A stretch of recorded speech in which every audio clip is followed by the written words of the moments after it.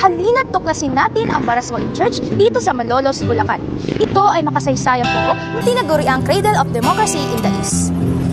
Dito isinilang ang mga ideya ng kalayaan at demokrasya, mga aral na nagsisilbing diwa ng kasaysayan at kabilin para sa kabataan.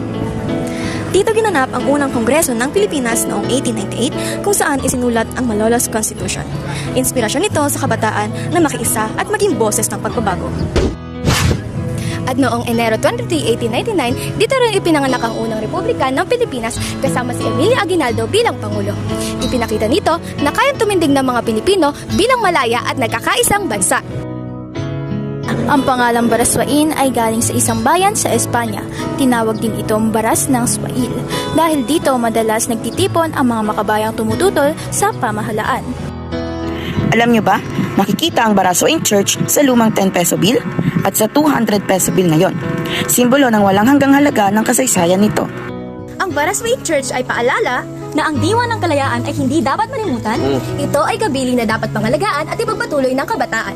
Dito natin hugutin ang lakas upang mahalin at ipaglaban ng ating bayan. At tayo ang kabataan na magbubukas ng apoy ng demokrasya sa kinabukasan.